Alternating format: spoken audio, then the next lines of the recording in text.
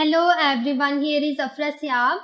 Today we are going to solve Cambridge IGCSE Physics Paper 4 Theory Extended, held on February-March 2017 and paper code is 0625 with variant 42. So let's start from question number 1. Question number 1, Part A. Figure 1.1 shows the axis used to plot the distance time graph. So here is a figure 1.1. We can see that it's a distance time graph. Distance is taken along y-axis while the time is taken along x-axis. On figure 1.1, draw graph for an object that is part first, moving with the constant speed. Labeling the graph A. Labeling the graph A. Labeling the graph A. So here we have to draw a graph for the constant speed. It means that if a body covers equal distance in equal interval of time, then we say that body is moving with the constant speed. So for the constant speed, the distance time graph is a straight line. If I say that at the start, distance is 2 meter, here it is 4, 6, 8 and 10. It is measured in meter while the time is in second. This is 1, 2, 3, 4, 5. Here we can see that when the time is 1 second, distance measured is 2 meter. When the time increases and it becomes 2 seconds, the distance increases and it becomes 4 meter. Similarly, at 3 seconds, distance is 6 meter. At 4 seconds, distance is 8 meter. We can simply say that the distance covers with the passage of time, or the body covers equal distance in equal interval of time, then it is moving with the constant speed. For this type of motion, the distance time graph is a straight line. So I draw here.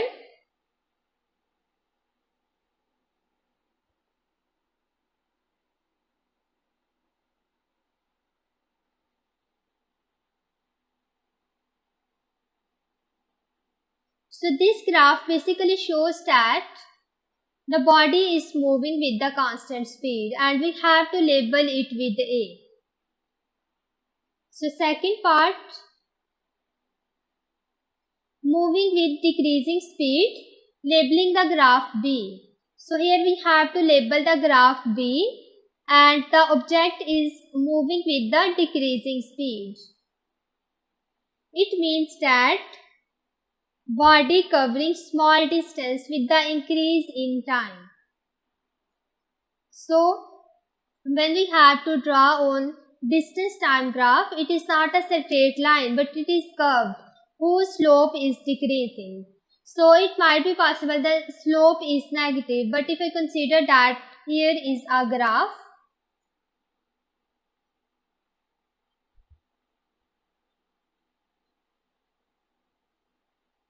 if I consider this line on distance time graph and find out its slope, it will be negative because here are 2 points, initial and final. When I find out the slope will be negative.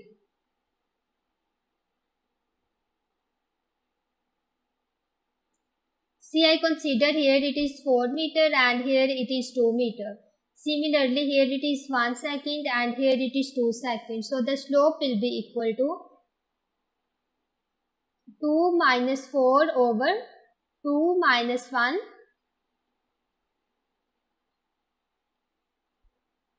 And the slope of distance time graph gives us speed and its unit is meter per second. So we can simply say that the speed is negative, means that speed is decreasing.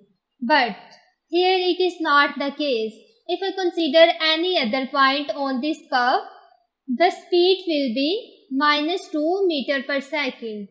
This means that here slope is negative but speed is not decreasing. It remains constant, that is 2 meter per second. So this curve is not correct. The graph for the decreasing speed on the distance time graph, it is not a straight line but it is curved. So first of all I draw this graph.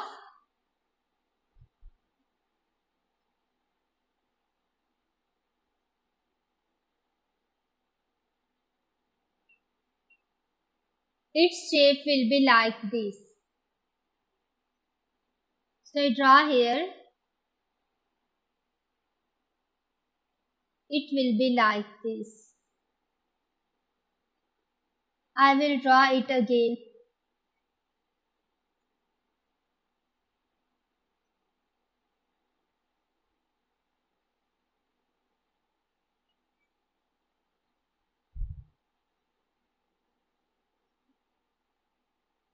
Initially it is straight but then it bends and will be like this. So this is for the decreasing speed and I have to label it with B and this is A. So this is the complete path when a body is moving with the constant speed and when it is moving with the decreasing speed. We can check on this curve that the slope is decreasing at every point like this. At every point slope is decreasing. Part B. Figure 1.2 shows the axis used to plot speed time graph. So in figure 1.2 there is a speed time graph. Speed is taken along y-axis while the time is taken along x-axis. On figure 1.2, draw graphs for an object that is: part first, moving with the constant acceleration. So here body is moving with the constant acceleration. It means that the velocity is uniform. So it means that a body covers equal distance in equal interval of time. So on the speed time graph, it will be a straight line. That shows that the acceleration of object is constant. I draw here.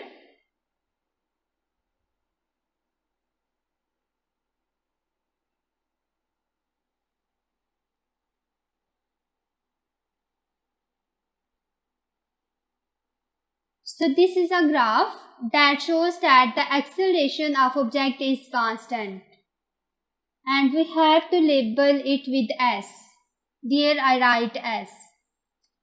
Part 2. Moving with increasing acceleration. Labeling the graph T. So here the acceleration of the object is increasing.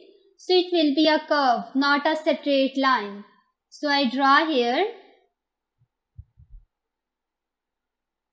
It will be curved just like this.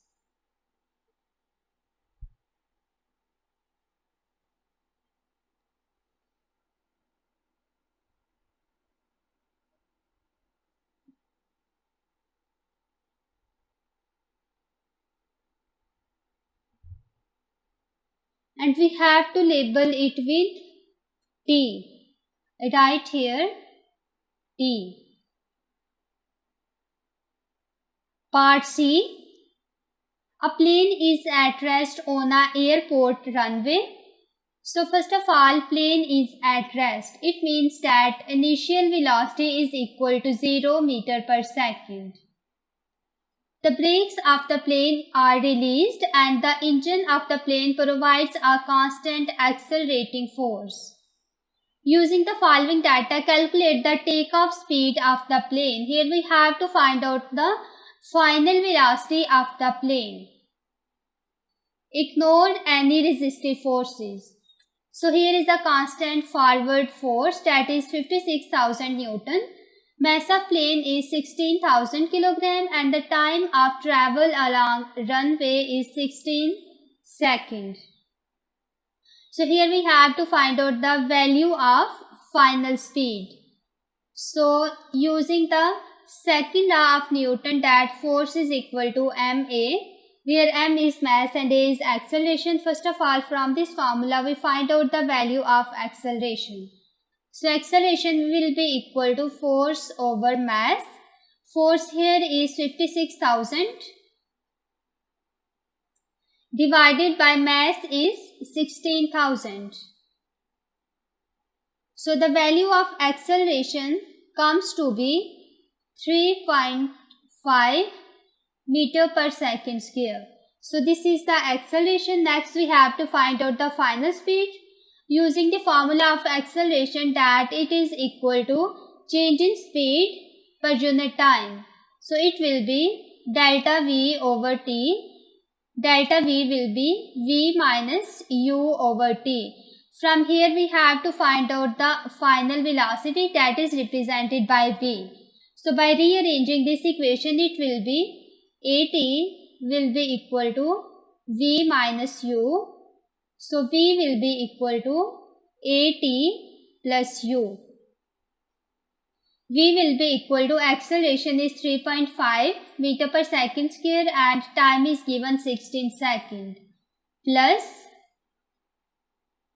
initial velocity, that is equal to 0, which is given at the start. So I write here 0. So the final velocity comes to be 56 meter per second. So the speed is equal to 56 meter per second. Question number 2, part A. Explain why momentum is a vector quantity. So here we have to explain that why the momentum is a vector quantity.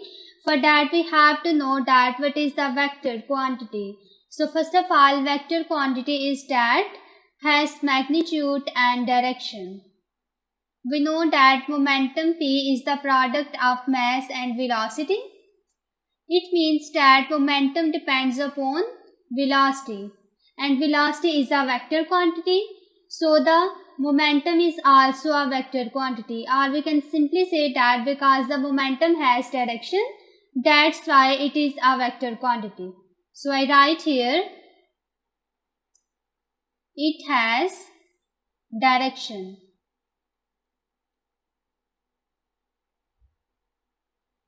Part B.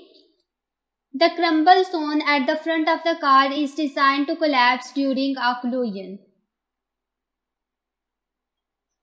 In a laboratory test, a car of mass 1200 kg is driven into a concrete wall as shown in figure 2.1.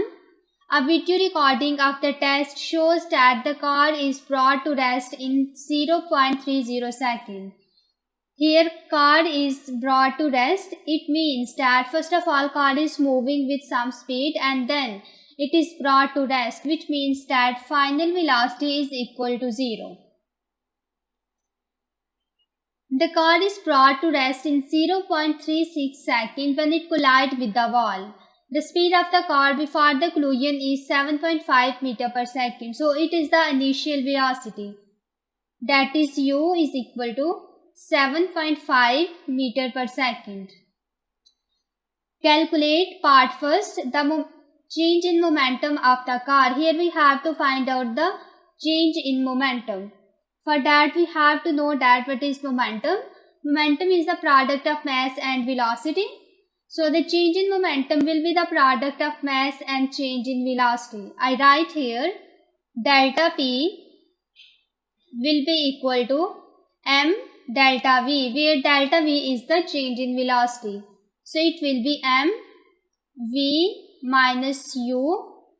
V is final velocity and U is initial velocity. So putting values here, m that is mass 1200 kilogram multiplied by final velocity is 0 minus initial velocity is 7.5. So it will be minus 1200 multiplied by 7.5 and change in momentum delta P will be equal to minus 9000 Newton second. The unit of momentum is Newton second or kilogram meter per second. Both of these units are correct. So I write here change of momentum is equal to minus 9000 Newton second. Part 2. The average force acting on the car. Here we have to find out the value of average force. So we know that impulse, that is represented by I, it is the product of force and time. Here we have to find out the value of force. Force will be equal to I over T. But what is impulse? Impulse is also equal to change in momentum, that is delta P. So I write here delta P over T, which is equal to 9000 divided by time is given, that is 0.36 second. So I write here 0.36. So the value of force comes to be 25,000 Newton. So the average force will be equal to 25,000 Newtons. Going towards the next part. C. A different car has a mass of 1500 kg. It collides with the same wall and all of the energy transferred during the collision is absorbed by the crumple zone. So here all of the energy is absorbed. Part first. The energy absorbed by the crumple zone is 4.3 into 10 to the power 5 joule. Show that the speed of car before the collision is 24 meter per second. So here we have to show that the speed of the car before collision is 24 meter per second. So when there is no loss of energy, all of the energy is absorbed by the crumple zone.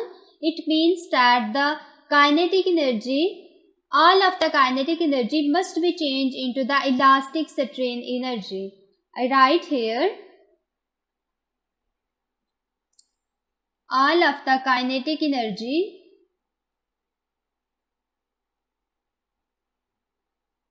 changes into elastic strain energy.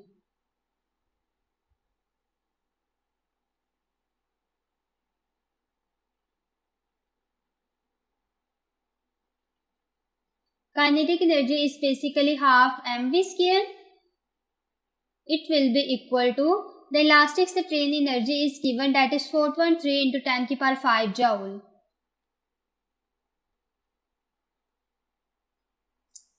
And here we have to find out the value of V. It will be equal to 2 multiplied by 4.3 into 10 to the power 5 divided by mass. When I take square root on both sides, this cancels by this and here will be the square root. By putting the value of mass, it will be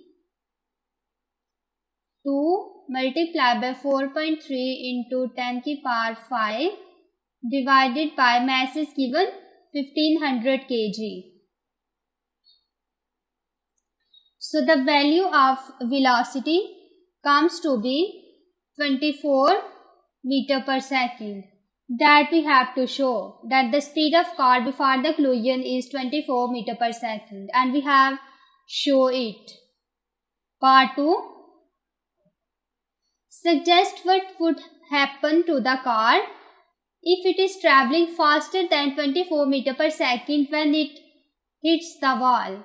So when the car travels at a faster speed than 24 meter per second, then it will cause the greater damage, or there will be the deformation to car.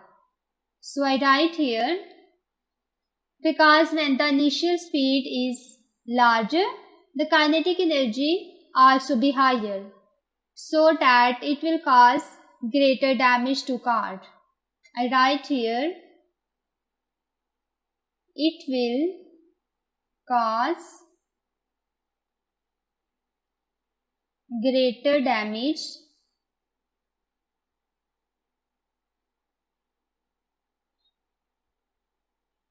to car.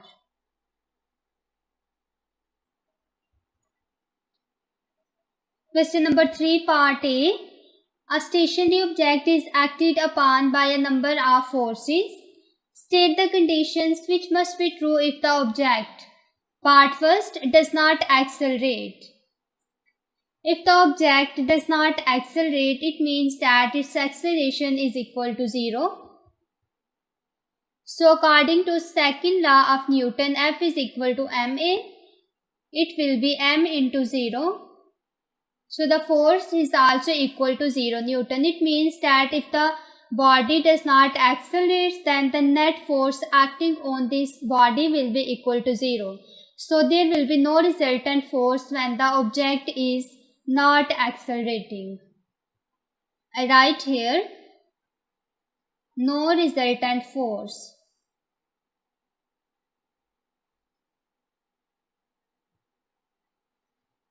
Part 2, does not rotate. This part is actually related with the rotational motion. If the object does not rotate, it means that the angular acceleration that is represented by alpha, it is equal to 0. So when the angular acceleration is equal to 0, the moment will be equal to 0. That is product of I and alpha. I write here moment is equal to product of I and alpha, where I is the moment of inertia and alpha is angular acceleration. So if the angular acceleration is equal to 0, the moment is also equal to 0. It means that if the object does not rotate, then what will happen? There will be no resultant moment. So I write here no resultant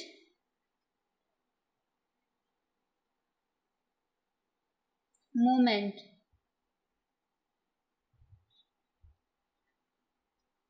Part B. Figure 3.1 shows a boat that has been lifted out of a river. The boat is suspended by two ropes. It is stationary. It is stationary. It means that it is in equilibrium. So in figure 3.1, we can see that there is a point C and P, and the weight of body is 24 kilonewton, and there are two forces that are acting in upward direction. These are T1 and T2. The weight of the boat acting at the center of mass is 24 kilonewton. The tension in the rope are T1 and T2.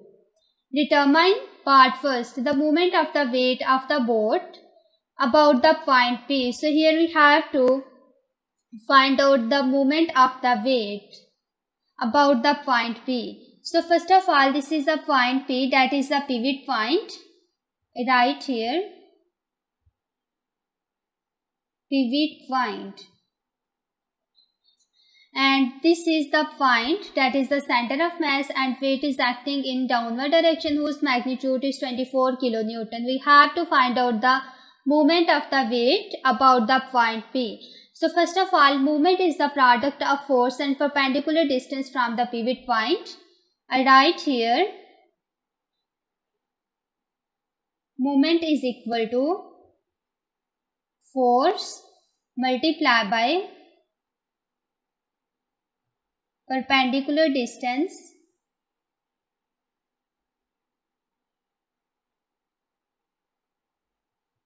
from pivot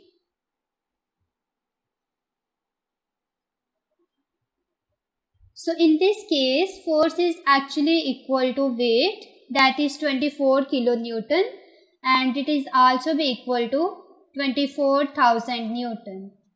And the perpendicular distance of this from the pivot point is basically this distance, and it is given 0.40 meter. So I write here 24,000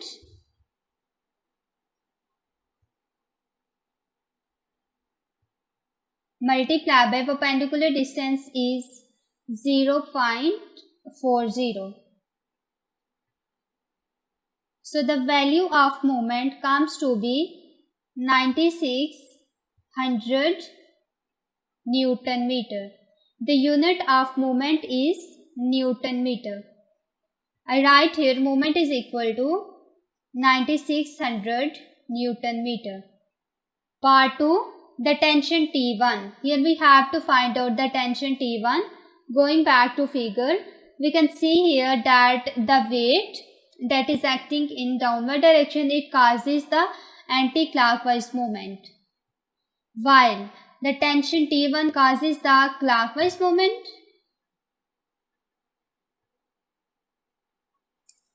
While the tension T1 causes the clockwise movement and T2 does not cause any movement, because in the case of T2, it is passing through the pivot point.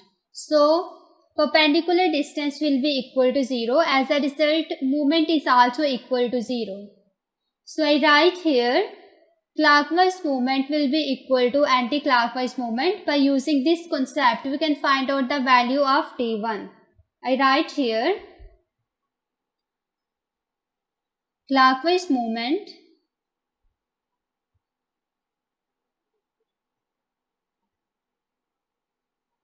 will be equal to anti-clockwise moment. So first of all, we write clockwise moment, the product of force and perpendicular distance from the pivot point. So the clockwise movement is basically caused by the T1. So the force will be T1 multiply the perpendicular distance. So from this point to this point, it is the perpendicular distance of T1 from the pivot point. It is given that the distance is 1.20 and 0.40. We just add both of these, 1.20 plus 0.40, and it is equal to 1.60. So this total distance is basically equal to 1.60.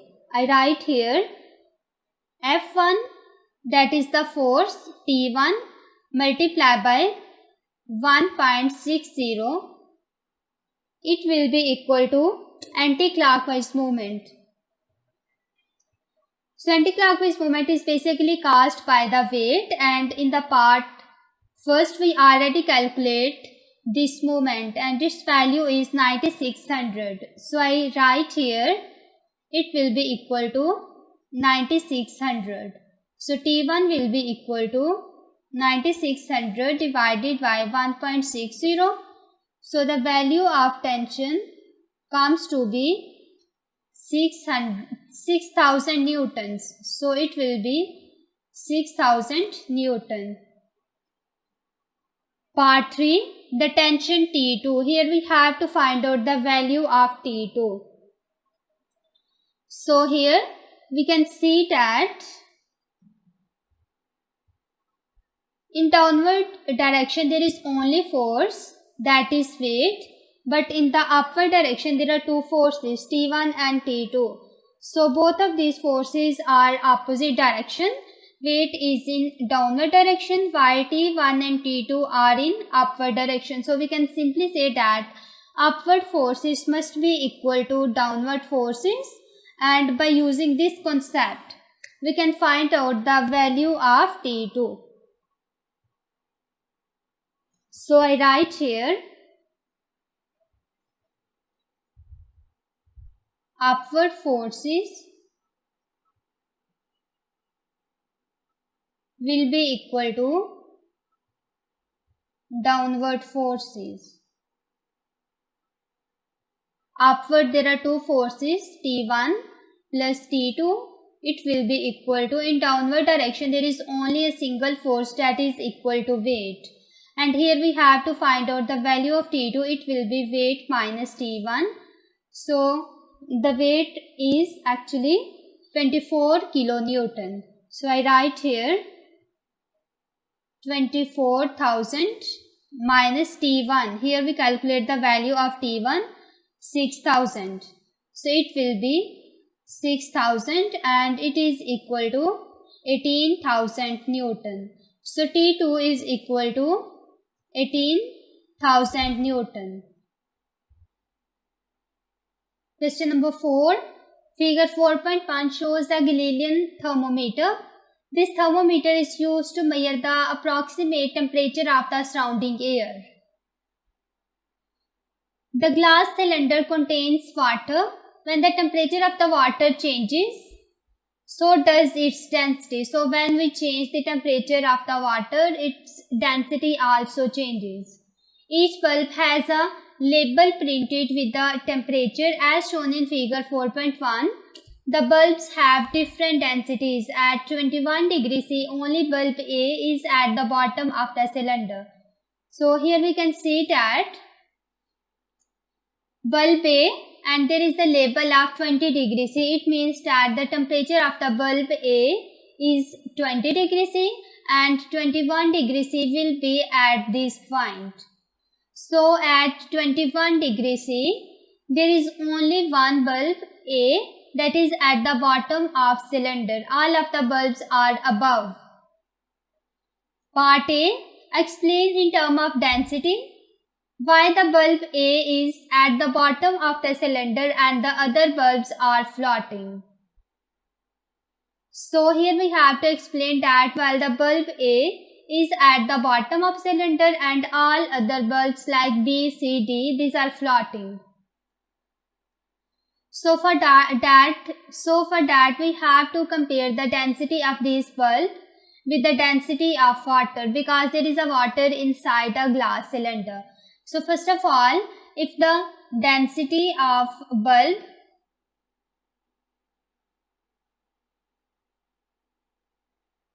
is greater than the density of water,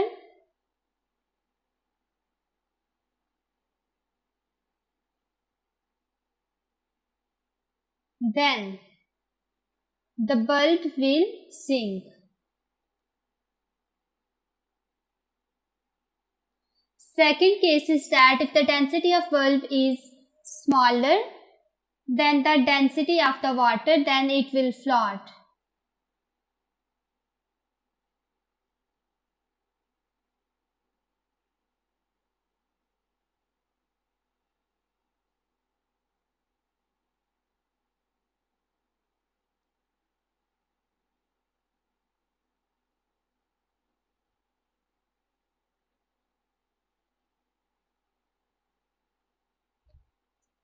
So in this way we have to compare both of these densities.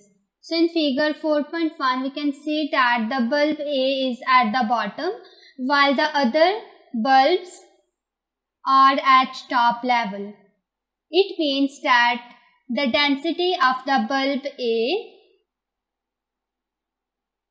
is larger as compared to density of the water. So it sinks and remains at the bottom.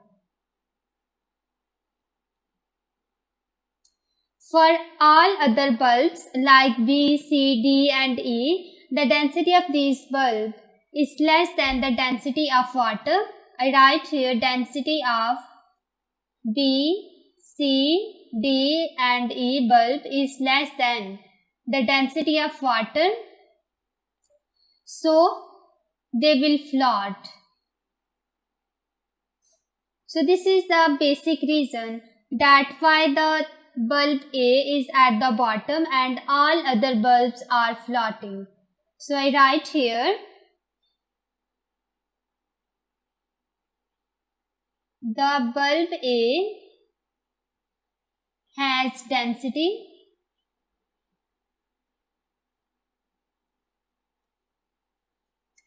greater than the density of water.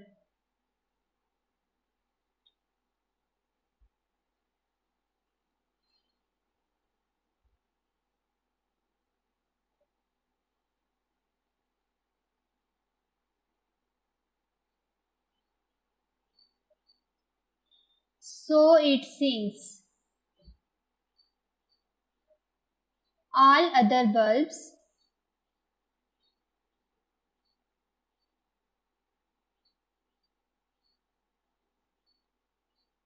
have density values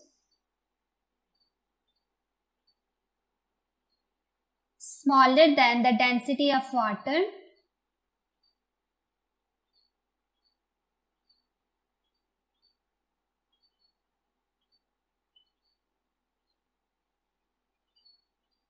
So they floats.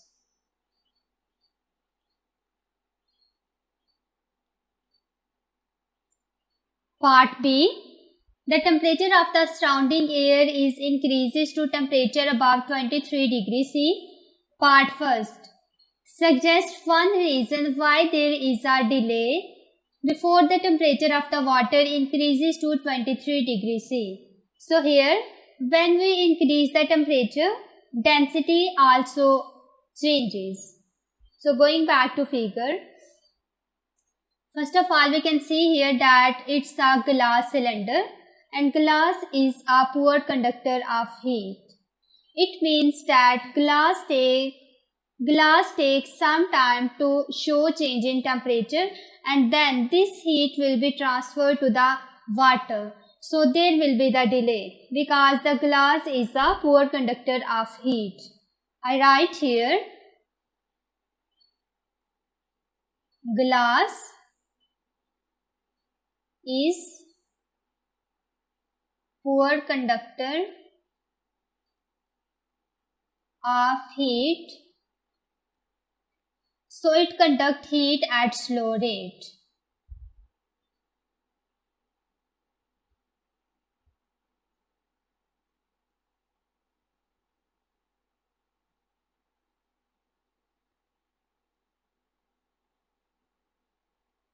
Part 2. Explain why after this delay bulb B sinks. Assume the bulb do not expand. So here we have to explain that after this delay the bulb B sinks, and we have to assume that the bulb do not expand. So first of all, by increasing temperature, that is 23 degrees C. The bulb B has temperature 22 degrees C. It means that we have increased the temperature. By increasing the temperature, density of water decrease. I write here density of water decrease. So when the density of water decrease, density of water become less than the density of bulb B. So when this condition happens, then there will be sinking of bulb B, so that bulb B comes at the bottom. So I write here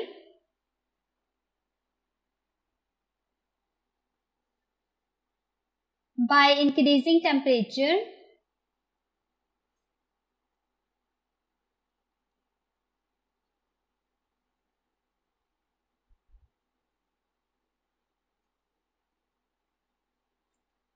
density of water decreases, or water becomes less dense.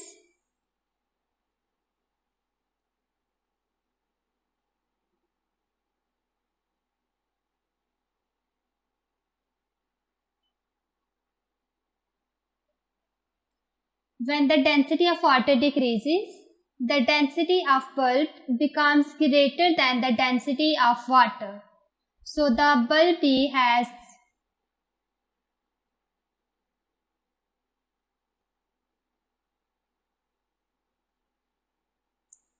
greater density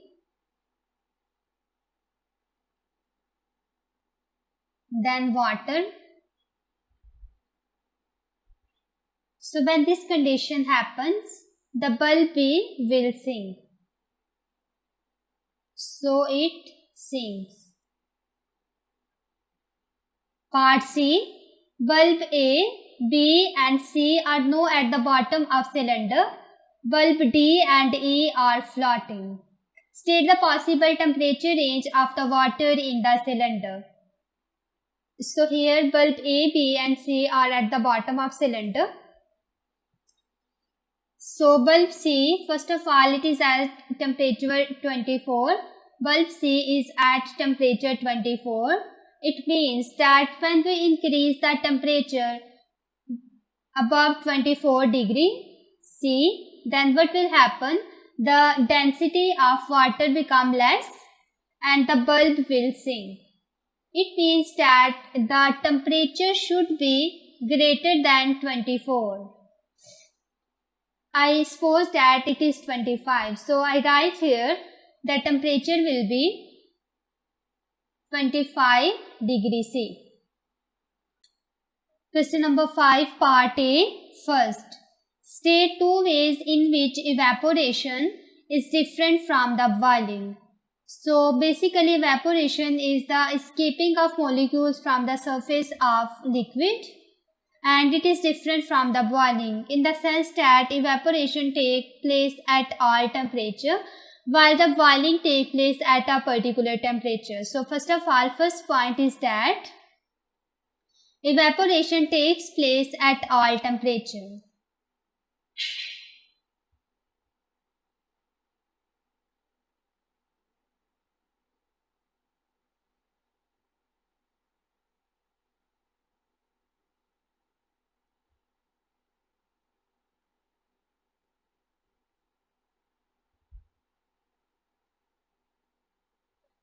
And the second point is that the evaporation lowers the temperature of liquid because in the evaporation, high energy molecules escape from the surface of liquid. So there is a molecules that have left kinetic energy, so that the average kinetic energy of the molecules decrease. As a result, temperature decrease. So we can simply say that evaporation lowers the temperature of liquid. I write here evaporation lowers the temperature of liquid.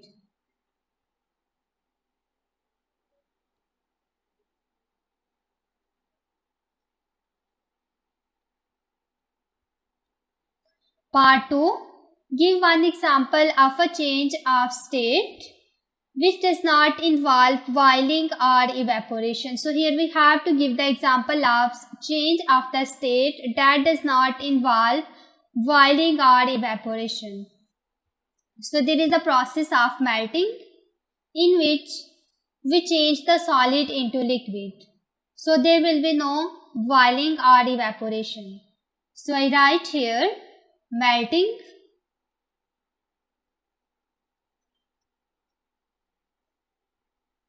in melting, solid changes into liquid or change from solid to liquid.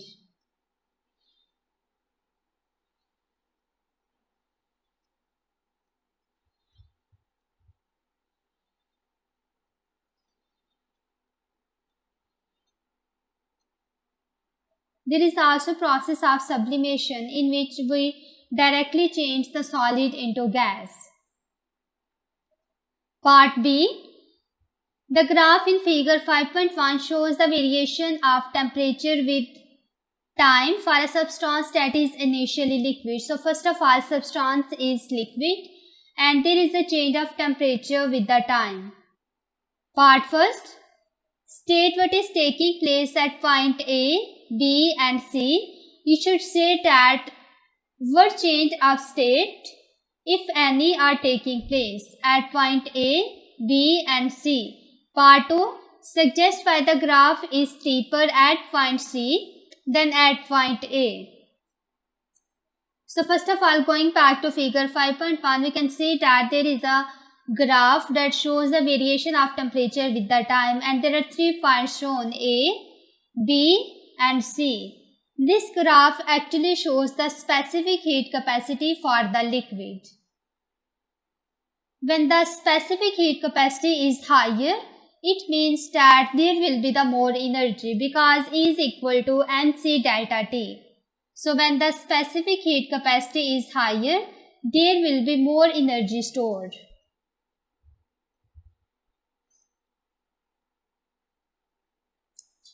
so that the temperature change is smaller.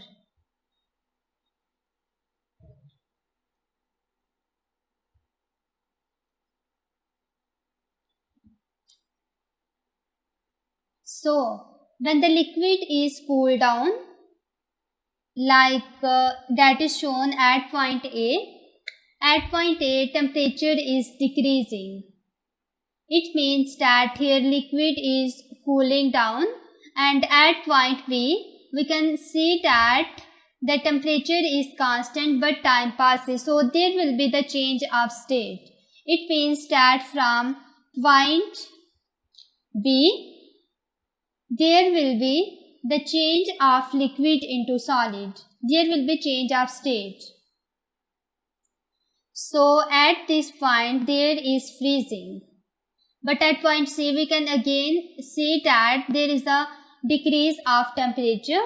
So the temperature decrease means that at point C the solid is cooling down. The temperature of solid is decreased. So first of all we compare the specific heat capacity for the liquid and solid. So at point A, if I draw a line here,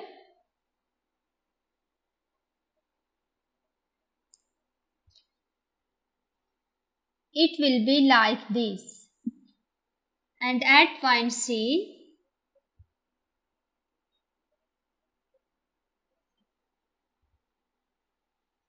the line will be like this. So we can see here when the liquid is cooled down, the change in temperature here is relatively slow as compared to solid. It is because for the liquid, the low rate of cooling, because liquid has high specific heat capacity. I write here liquid has high value of specific heat capacity, so that there will be a relatively small change in temperature. Delta T will be small. But here at point C we see that high rate of cooling here,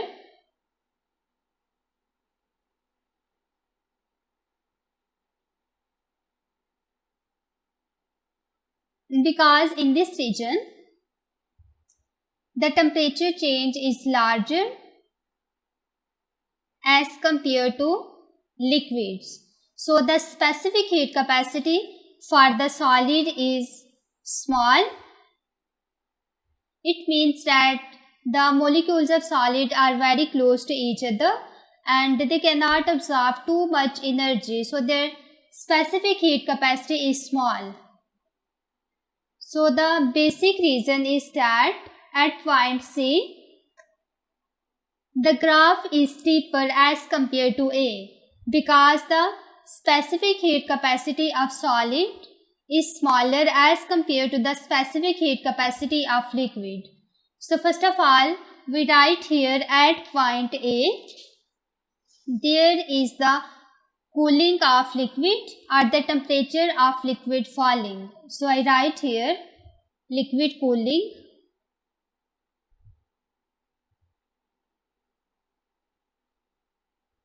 or temperature of liquid decrease.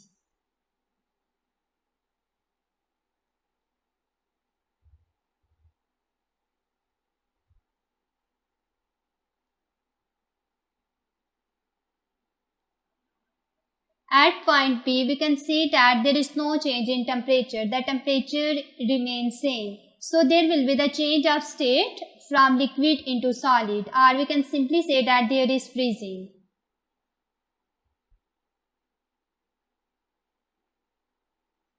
Or state change from liquid to solid. Point C. At point C we can see again the temperature is falling, but in this case there is a cooling of solid.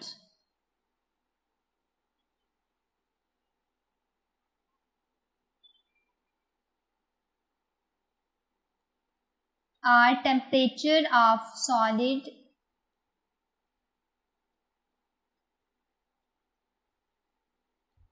is falling.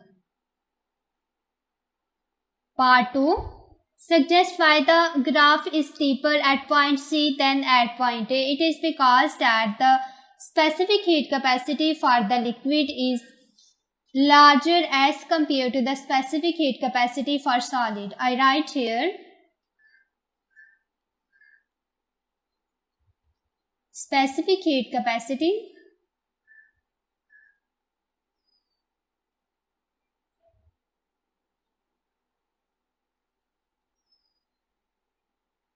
for liquid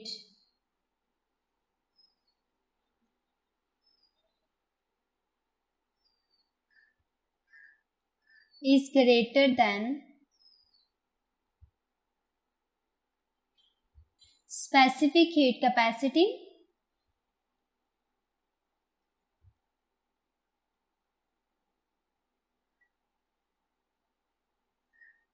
for solid.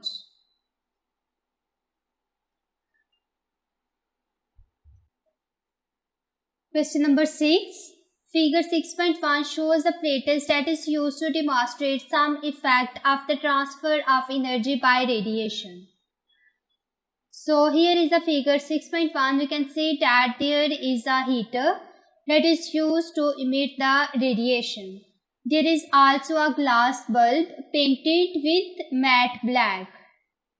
This is the glass tube and inside there is air. And this shaded area is actually the liquid. And there is also a bulb that is painted with shiny color. The glass bulb painted matte black, the shiny glass bulb and the spaces above the liquid in the tube all contain air. The heater glows red when switched on. So when we switch on the heater, it glows red. The heater is the same distance from each bulb. There are two bulbs and the distance of the heater from both of these bulbs is same. Part A. State the two types of radiation that are emitted by the heater. So here we have to describe the two types of radiation that is emitted by the heater. So heater is basically emits the radiation. First of all, it is visible to us, that is visible light, and second one, the radiation emitted by the heater is heat radiation, which is also be known as infrared radiation. So I write here infrared radiation,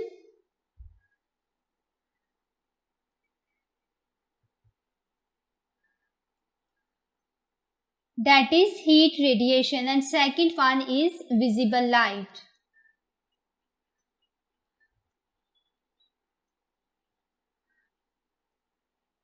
So when we switched on, there will be production of light energy and heat energy.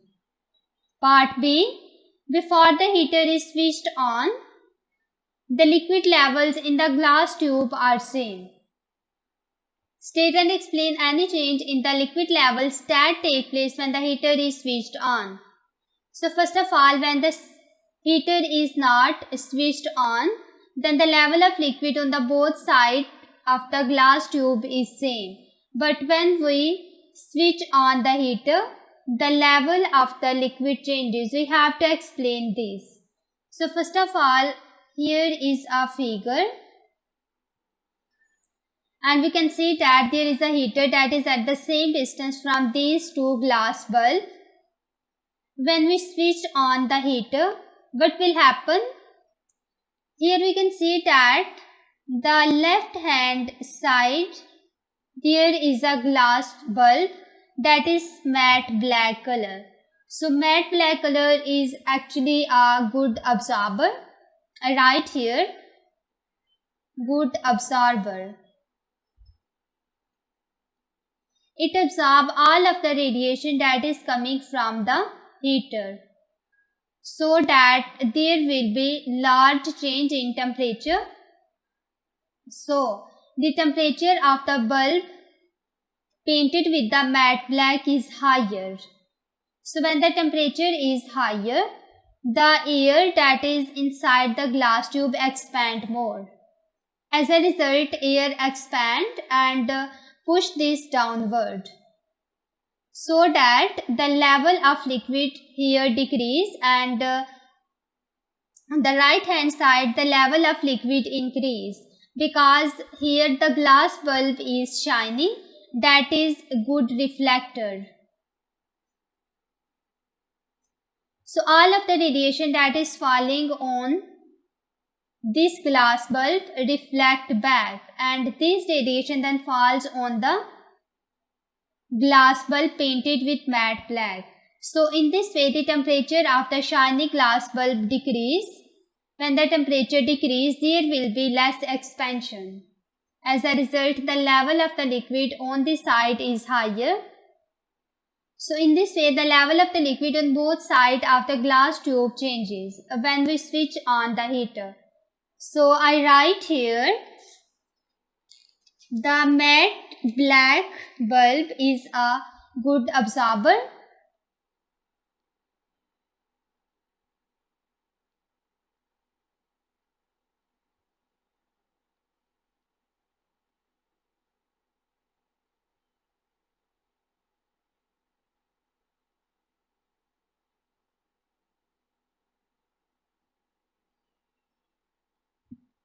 Shiny bulb is a good reflector.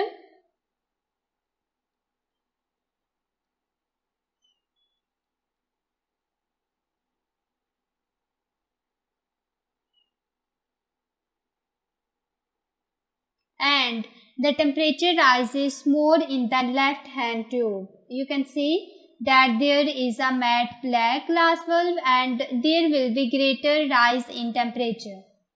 So I write here, temperature rises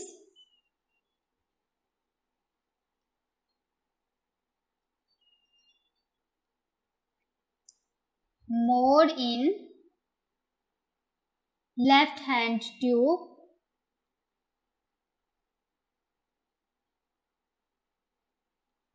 and the pressure rises will be more in right hand tube.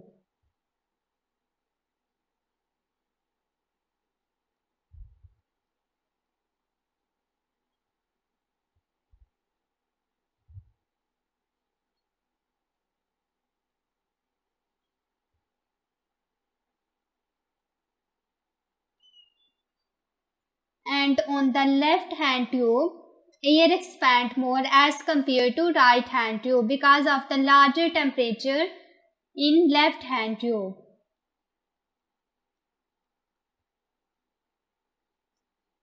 Air expands more in left hand tube than right hand.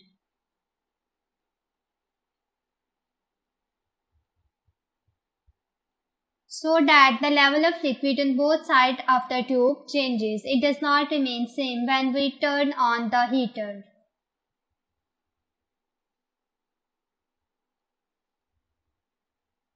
Question number 7. Figure 7.1 shows an object and its image formed by a converging lens. So first of all, converging lens is a lens that is used to converge the ray at a point. One ray from the tip of the object to the tip of image is shown. So here is a figure 7.1 and there is a lens which is converging lens, and the ray is shown that is from the tip of object O to the tip of image I. Part A. Place a tick in all boxes that correctly describe the image: diminished, enlarged, inverted, upright, real and virtual. So first of all, going back to figure, we can see that the size of object is larger as compared to the size of image. It means that image is diminished. So I will pick here first box. that the image is diminished. Second is that we can see here that it's a real image because it can be projected on the screen. So I tick here real, and the object is upward while the image is downward. It means that this image is inverted. So I tick here inverted. Part B. On figure 7.1, draw a ray passing through a principal focus of the lens from the tip of the object to the tip of image. Label the principal focus F.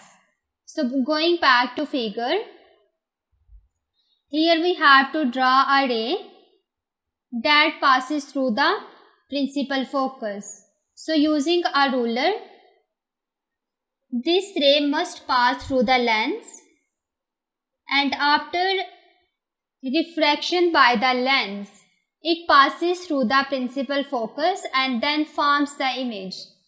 I draw its path.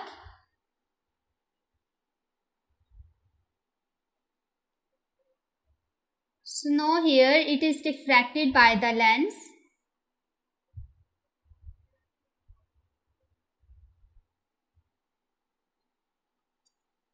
And forms the image. So this point where this ray cuts the principal axis, this point is basically the focus point. Part C. Use the ray you have drawn in part 2 to determine the focal length of the lens. Here we have to find out the focal length of lens. Focal length is basically the distance from the center of lens to the point where the image is formed. So we have to measure the distance from this point to this. Using a ruler, I measure this distance and then write that it is equal to how many centimeters. So here we can see that at this point it is 1 centimeter, 2 centimeter and 3 centimeter. So the focal length is equal to 3 centimeter. I write here focal length is equal to 3 centimeter. Part D. Draw another ray not passing through a principal focus of the lens that passes from the tip of the object to the tip of image. So going back to figure, now we have to draw the ray that does not pass through the principal focus. Principal focus lies on both sides, left and right side of the lens.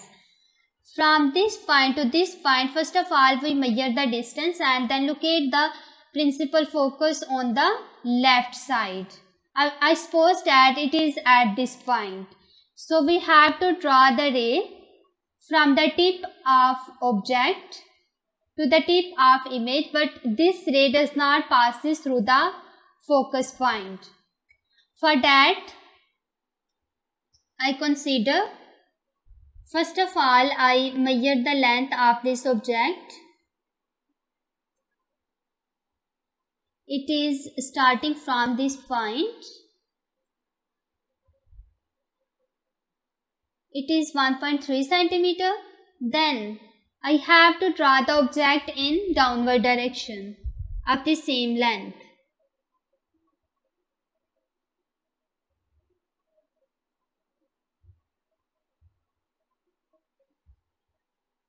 At this point it is 1.3. So this is the object. Now I have to draw the ray from the tip of object. I use a ruler again.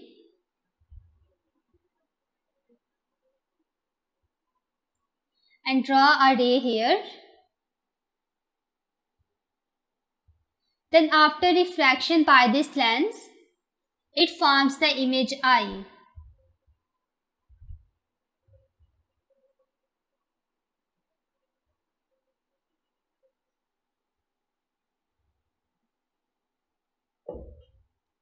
So this is basically the third ray.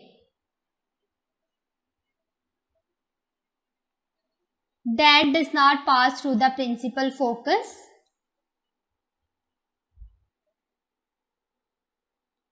Question number 8, Part A. A transformer consists of two coils of wire wound on a cord. Part 1. Suggest the material from which the coils are made. State the reason for using this material. So the coils are basically made from the copper because the copper has low resistance and it has good electrical properties, like it is a good electrical conductor. So I write here, material is copper and the coils are made of the copper because copper is a good conductor of heat, or we can simply say that the copper has low resistance.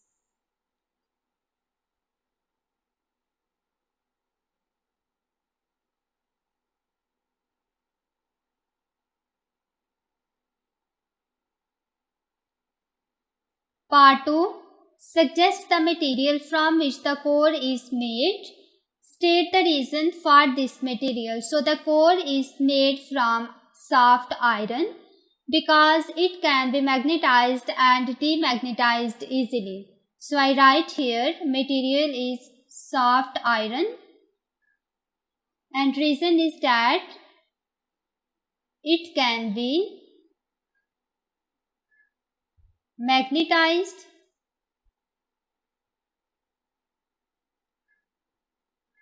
and demagnetized easily. Part B. Figure 8.1 represents the system of transmission of electrical energy from the power station to the home, that is a long distance away. Part 1. State the difference between the transformer X and transformer Y.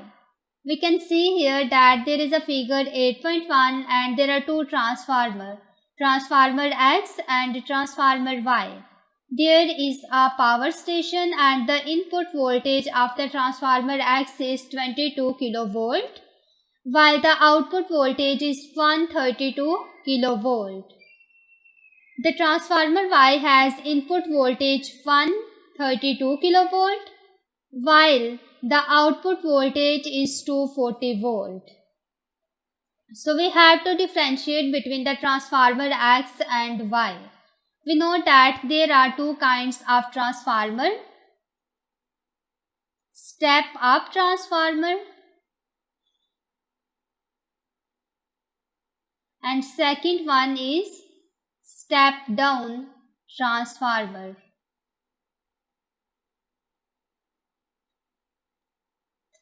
In step-up transformer, the voltage increases, or if I talk about the primary and secondary coil, then the voltage across the secondary coil is larger as compared to the voltage across the primary coil. I simply write here Vs is greater than Vp. But in the step-down transformer, the voltage decreases, or we can simply say that the voltage across the secondary is less than the voltage across the primary. So here, if I consider that the input voltage, that is the voltage across primary, is 22 kilovolt, and here is Vs, that is 132 kilovolt. So in this case, Vs is greater than Vp, which means that transformer X is step-up transformer. So it is step-up. Now I consider the transformer Y. This 132 kilovolt is actually the primary voltage, while 240 volt is secondary voltage. So here Vp is greater than Vs, or we can simply say that Vs is smaller as compared to Vp. So this transformer is basically step down, because it decreases the voltage. So I write here transformer X is step up while the transformer Y is step down.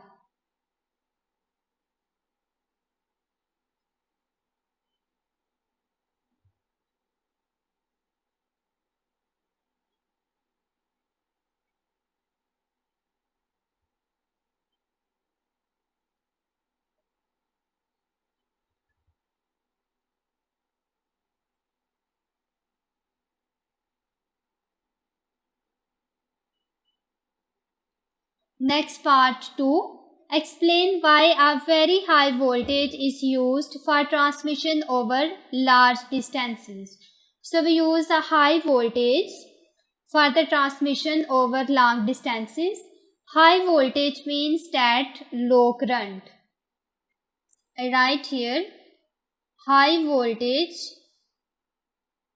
means low current. So power loss is equal to I square R. Here resistance is constant. As the current is low, the power loss is also low. It means that in order to decrease or reduce the power loss, we use high voltage for the transmission over long distances. So I write here high voltage means low current.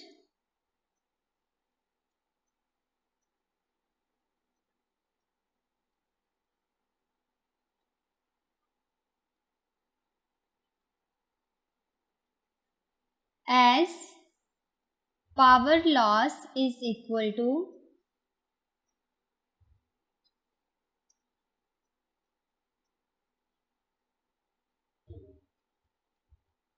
I square R. When the current is low, power loss is also low.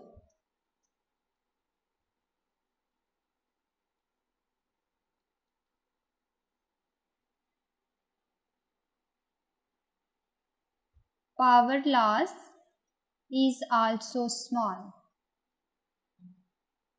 So in order to reduce the power loss, we use high voltage for the transmission.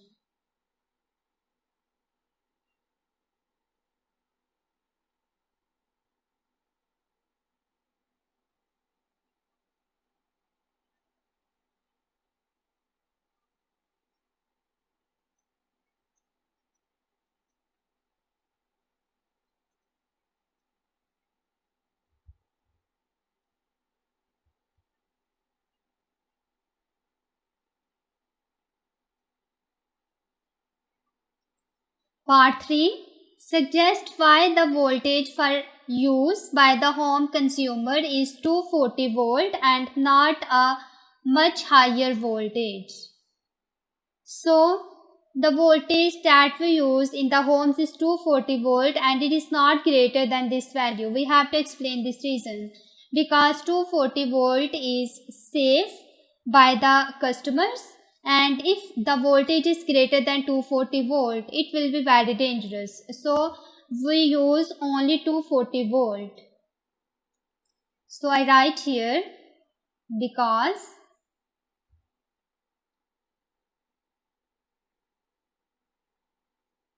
240 volt is safe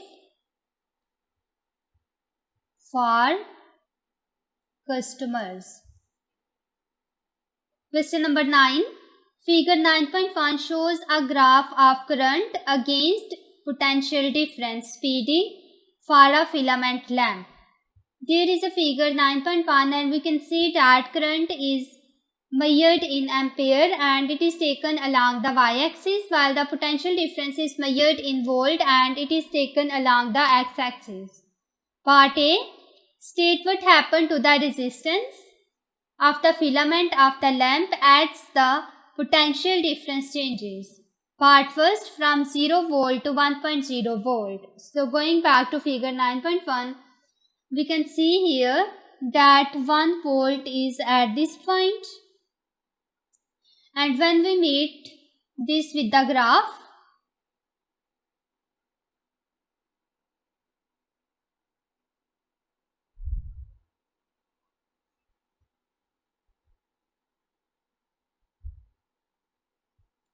So we see that the graph from this point to this is basically a straight line, which means that resistance remains same. It does not change. So I write here from 0 to 1.0 volt, the resistance is constant.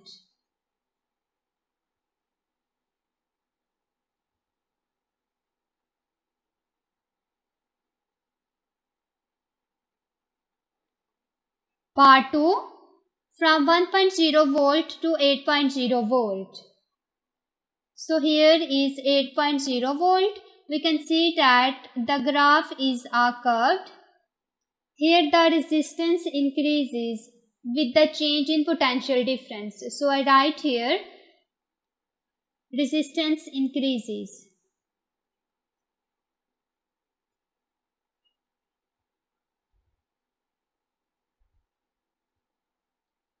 Part B, at normal brightness, the potential difference across the lamp is 8.0 volt.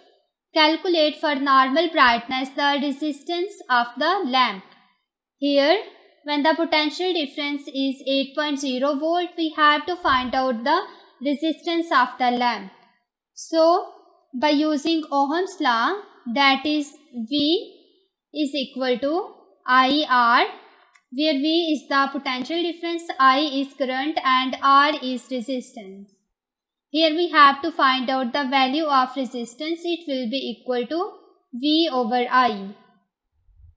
At normal brightness, the potential difference is 8.0 divided by, we don't know the value of current, so we find the value of current from the graph. Here it is 8.0 volt. I draw a line here.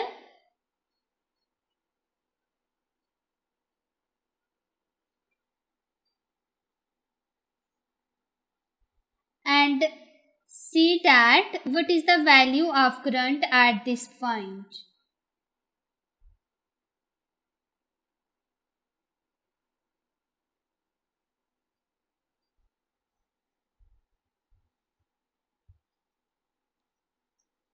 So here at this point it is 0.70 and it will be 0.72 ampere. So at 8.0 volt, the value of current is 0.72 ampere. I write here 0.72 so that the value of resistance comes to be 11 ohms. Resistance will be equal to 11 ohm. Part 2, the power of the lamp. Here we have to find out the power of the lamp, and there are different formulas for the power. First of all, power is equal to I square R. Second is power is equal to V square over R. By using both of these formulas, the value of power remains constant. So I put here the value of current is 0.72 ampere. I take its square and multiply it the value of resistance 11 ohm. So the value of power comes to be 5.8 watt. You can also check the second one formula. Here the potential difference is 8.0 square divided by the value of resistance is 11. The result will remain same. Power will be equal to 5.8 watt. So power is equal to 5.8 watt. There is a next part C. 5 of these lamps operating at normal brightness are connected in parallel to the power supply. So there are 5 lamps that are connected with the power supply in parallel. Part first, determine the electromotive force EMF of the power supply. Electromotive force is basically the potential difference.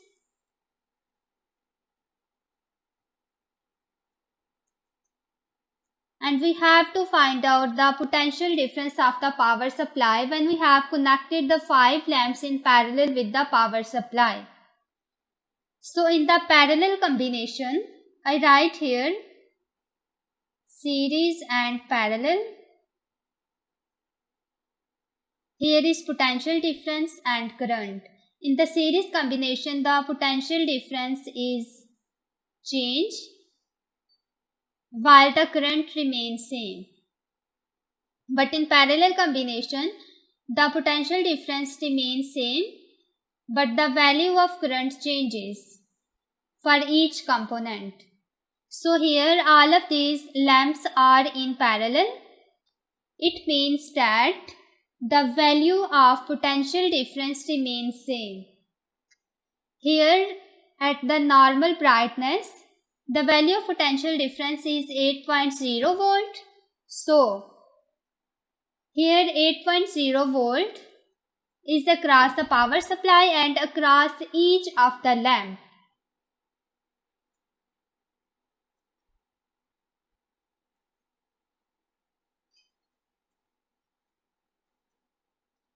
So here the electromotive force of the power supply is equal to 8.0 volt. Part 2. The current from the power supply. Here we have to find out the current. And I write here that in the parallel combination the value of current changes. It means that the total current is obtained by adding all of the current. So I can see here that 5 lamps are connected. So I write here total current will be equal to I1 plus I2 plus I3 plus I4 and I5. These are the current passing through the 5 lamps. So here I have calculated that at the normal brightness the value of current is 0.72. So this value of current passing through all of these lamps, I simply write it as I is equal to 5 multiplied by, here it is the total current, 5 multiplied by the current at normal brightness. I is the current at normal brightness. So it will be 5 multiplied by 0.72 and it gives the value of total current which is equal to 3.6 ampere. So I write here current is equal to 3.6 ampere.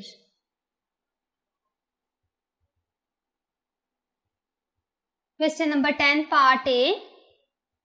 Describe in terms of particles and the terminals of the battery the movement of the charges in the electric circuit.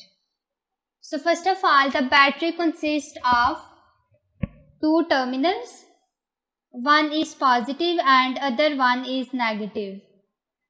So here the electron move from the negative terminal to the positive terminal of the battery in the circuit.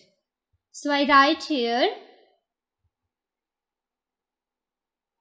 electrons move in circuit from negative terminal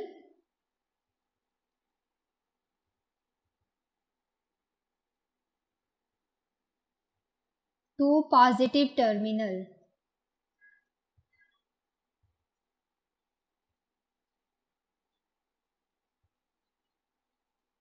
Part B. Figure 10.1 shows a lightning flash between a cloud and the ground beneath. The charge built up on the cloud before the lightning flash is 0.60 coulomb. This charge is completely transferred to the ground by the lightning flash in 5.0 into 10 to the power minus 5 seconds, that is equal to 0.00 again 0050 seconds. Part 1. Calculate the current between the cloud and the ground. Here we have to find out the value of current. We know that current is basically the rate of flow of charges. I write here current is equal to charge over time, that is rate of flow of charges, and here we have to find out the value of current it will be equal to Q over T, where the charges are 0.60 divided by time is 5.0 into 10 की power minus 5. So that the value of current comes to be 12,000 ampere. I write here current is equal to 12,000 ampere. Next part 2.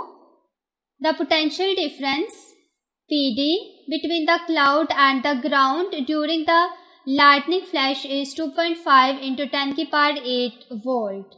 Calculate the energy transferred during the lightning flash. Here we have to find out the energy transfer. So we know that power is rate of transfer of energy, that is energy over time. From here energy will be equal to power multiplied by time, and we know that power is the product of current and potential difference when we are dealing with the circuit. So it will be I cross V multiplied by time. So by using this formula we find out the energy transfer. So energy will be equal to current that we calculate in first part. It is 12,000 ampere multiplied by potential difference, that is given here 2.5 into 10 की power 8 and time, which is 5.0 into 10 की power minus 5. So by simplifying, the energy comes to be 1.5 into 10 की power 8 joule. So it is the value of energy transferred. It will be 1.5 into 10 की power 8 joule. Part 3. Suggest what happens to the energy calculated in part B2. So this energy basically convert into light energy and sound energy when there is lightning flash. So there will be the conversion of this energy into light energy plus sound energy. So I write here converted into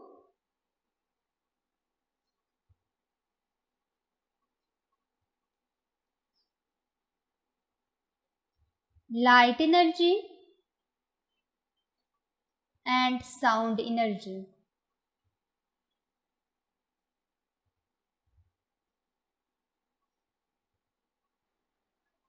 Question number 11.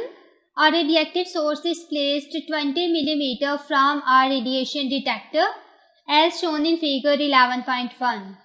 Here is a figure 11.1 and we can see that there is a detector and there is also a source. The distance between the source and detector is 20 mm. The initial count rate recorded by the detector is 150 count per second. A sheet of paper is placed between the source and the detector. The count rate recorded by the detector falls to 60 count per second. So first of all, initially count rate is 150 count per second. Then we place a sheet of paper between the source and detector and the count rate reduces and it becomes 60 count per second. With the paper still in place, apply a magnetic field. Is set up perpendicular to the direction of the radiation. The count rate recorded by the detector falls to 20 meter counts per second. The count rates have not been corrected for background. The background count is measured as 20 count per second. So background count is basically 20 count per second. Part A. State the evidence that each type of the radiation is present in or absent from the radiation emitted by the source. Alpha particles, beta particles and gamma rays. So first of all consider alpha particle.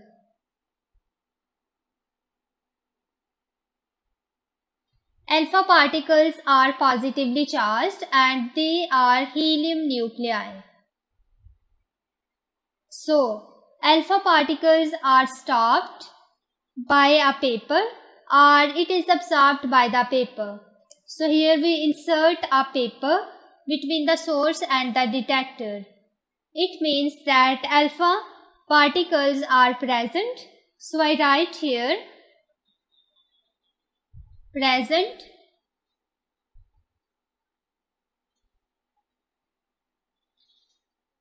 it is stopped by paper. Second is beta particle. So beta particles are just like electrons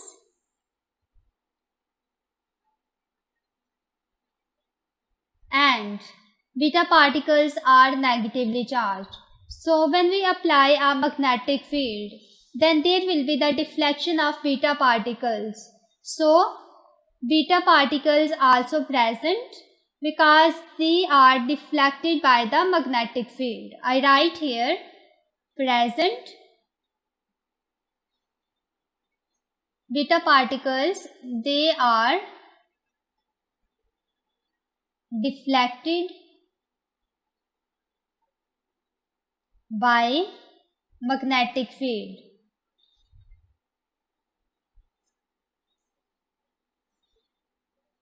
Last one is gamma rays.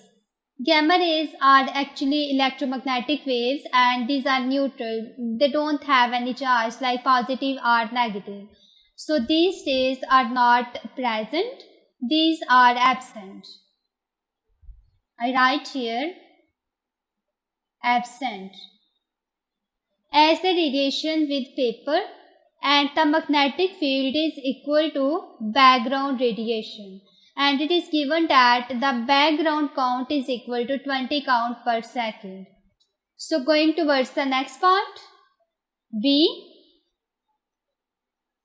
Determine how much of the original count rate of 150 count per second, if any, is due to each type of radiation. So how much count rate reduces? We have to tell. First of all, here is alpha particle. And we know that alpha particles are helium nuclei and these are stopped by the sheet of paper. Due to this, first of all, count rate is 150 count per second, and then when we place a sheet of paper between the source and detector, count rate is 60 count per second.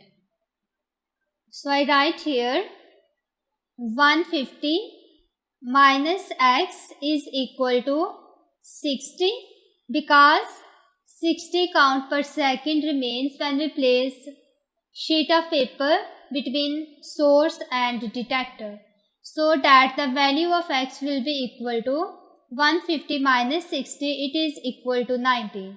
So it means that alpha particles count rate is 90 count per second. Second one is beta particle. When we apply the magnetic field, then the count rate is 20 count per second. So for beta particle it will be 60 because initially here is 60 and then here is 20.